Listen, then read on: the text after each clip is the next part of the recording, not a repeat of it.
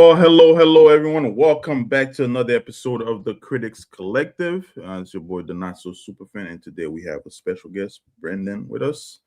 And today we're going to be talking about Project Hail Mary. It's a film directed by Phil Lord and Christopher Miller, and written by Drew Goddard and Andy Weir, who also written a book like The Martian, who was also featured in 2015, I believe, and starred Matt Damon, and directed by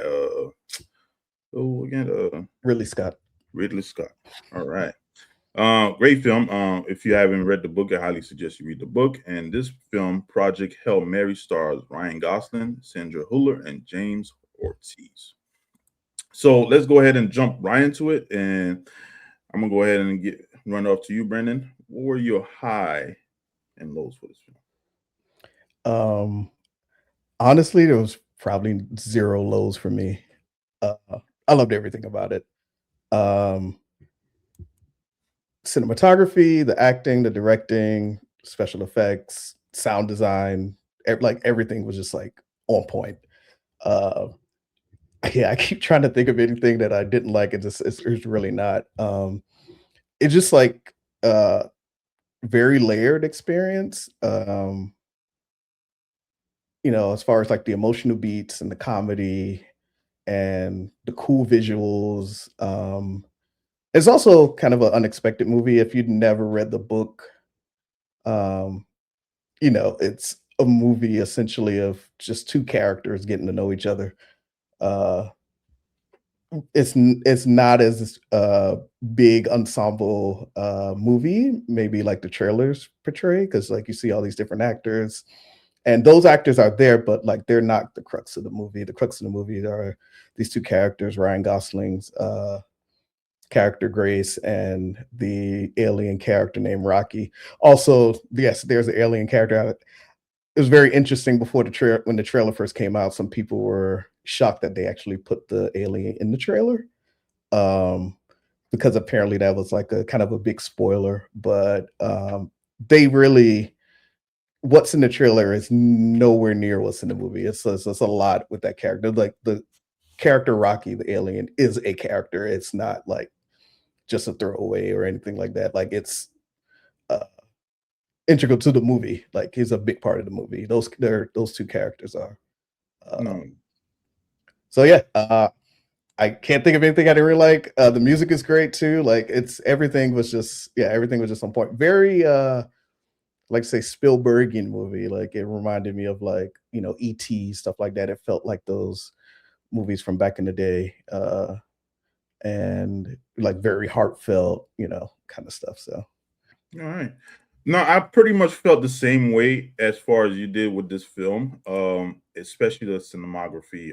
Who I believe Greig Fraser. Greig Fraser, yeah, yeah, and he did film like also. Batman, Dune, Rogue One. And so you already got that feel there where you see, Dune, where it's very vast in space. It makes you feel like you're actually in space. So I very much enjoyed that. Even the composer who did also music from Spider-Verse, I believe, which yes, the soundtrack for that film was phenomenal. I believe, who was it? Daniel Pemberton. So overall, that pretty much encompassed the film well. And when you finally get that meet where Ryan Gosling's character gets to meet the alien, that's where I feel like the movie becomes more than what it is. And one thing I wish, even though I enjoy every bit of the film, there were two characters, if you know what I'm saying. When he wakes up out of coma, I wish they would have kind of given me more of what led to what happened to them in a way. Okay. I haven't read the book. I only read The Martian as far as they were. So maybe. Yeah, I haven't read the book either. Maybe honestly, I'll be honest with you. I just accepted that they were dead, and once the movie got going with Rocky, like I was just like, something just went wrong in the spaceship, and like that was it. Like I didn't need any more information. But I get what you're saying, because like I honestly didn't think about it until you just said it. I was like, yeah, what happens to them? Yeah, but if you go in where they go back to the timeline and they're explaining how everything led to the point, everybody basically explain what was going to happen to them if the wherever they get to the mission part. So I'm pretty. It kind of explained what happened, but I wish they would have shown it in a way, Yeah. kind of a more emotional aspect to it. But he, I'm not saying the acting was bad as far as Ryan Gosling, but I don't think it's going to be to where it leads to Oscar nomination. But overall, the film, I'm gonna say it's probably a best cinematic feature kind of a film. I he'll probably won't get Oscar nomination. Just I think there's like a whole other conversation as far as Oscars and like genre movies, but I think he gave like a really like soft, emotional performance versus like something kind of grandiose. Like right, it was kind of it's still subdued performance, but like Ryan Gosling, he has the comedic timing, he has all that stuff, but like when those emotional beats happen, like they were there, and he like absolutely nailed it. And what I liked about the movie, it wasn't one of those where it's basically made you feel good. Like Yes, there was the outcome. Because one thing I was worried about is usually one of those films where they finally find the solution, and you see the main characters, he starts smiling and cut to black. And I was scared that was going to happen, but it came to a solid conclusion to the film, which I enjoyed very much. I oh, sorry, go ahead. Go ahead. No, go ahead. No, I was going to say, like, we kind of live in this world where everything feels kind of dire, right? And a lot of cynicism in the world right now, a lot of nihilism, where it's just like, nothing matters, and that kind of thing. And this movie is like, it's a feel good movie. It's a hopeful movie, and I feel like hopeful movie in a time where people aren't really feeling hopeful. You know what I mean? Like, not going in, not reading the book, you can easily go into this movie thinking that like these two characters are just going to like get at each other's throats like immediately, be mistrustful of each other, and want to kill each other because they're out for their own. They have their own missions, right? But they both end up being like, "Oh, we're here for the same thing. Oh, let's connect," and they build this friendship. And you could have easily, granted, like again, this is based on a book, but you could easily go down the other road of just like these people, these characters like hating each other like immediately, just and being distrustful. But like that's not what it is. It's like it kind of gives you a little bit of faith in humanity, being like, okay, this guy and this alien, became friends, and from the jump they just trusted each other. There's a little bit of apprehension, but from the get-go, they were just kind of there. And then when they realized that, like, hey, we're here to do the same thing, that was just like, they were just that bond.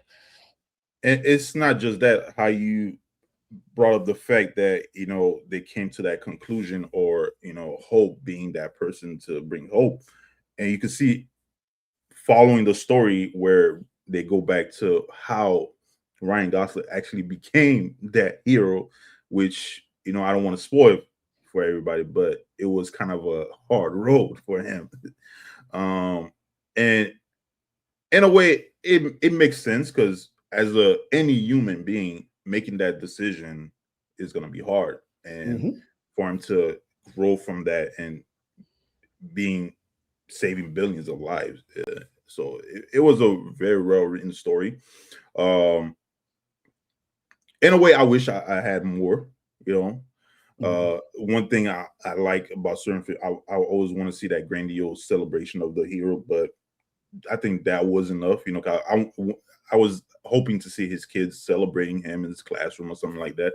But overall, I enjoyed every bit and every aspect of it. And for one story to have, it's just like The Martian, to have basically one character. It's just him. Oh yeah, it was just him for a good chunk of the movie. Yeah, it worked very well. So pretty much enjoy it. But Brendan, if you don't have anything else, might as well let's just go ahead and jump right into it and give this film its accolade. And as you guys are well aware, over here at the Critics Collective, 5 excellent, 4 good, 3 average, 2 below average, 1 poor quality, and 0 my favorite, as always, horrible. Brendan, what are your accolades for this film? 5 excellent. I will watch it again. I'm also disappointed I didn't get to see it in IMAX. So tell you the truth, I watched it twice. Oh. I watched it first on IMAX, and I was able to get these little pins that Oh, were the giving pen. out. Yeah, my Yeah, friends got the pens and I didn't get one. yeah, I got a whole bunch of them. I wish they had posters, but I Yeah. watched it in IMAX and Dolby, and I would suggest to experience both because again, with the sound and the Yeah. cinematography, oh my god, IMAX is ridiculous, and Dolby, I just enjoyed the reclining chair and the sound, but overall, great experience. And I'm also gonna give it a 5. Great film, enjoyed every bit of it. Definitely probably gonna watch it again. It's one of those good film, feel good film that again, I'm probably gonna go back and read the story Hmm. because even with David Rear, when he The Martian, I went back and read the story a bit. There's a bit difference in the story compared to the film, but the whole time I'm reading the book and listened to all. I kept smiling the whole time, and I like those type of stories. So Yeah. definitely I, gonna I check. I did just read a interview with the writers and director where the ending was like a kind of big thing where like the book basically ends the same way and they were very adamant about sticking to it. So I thought that was cool. Yeah. But as always, guys, if you've seen this film, don't forget to like and subscribe to the channel. But of course, leave a comment down below. Let us know how you felt about it. If you enjoyed it, if you think we're delusional about this film or not, leave a comment down below. Let us know what you think. But as always, don't forget to like and subscribe to the channel, and we'll see you soon. Y'all have a good one.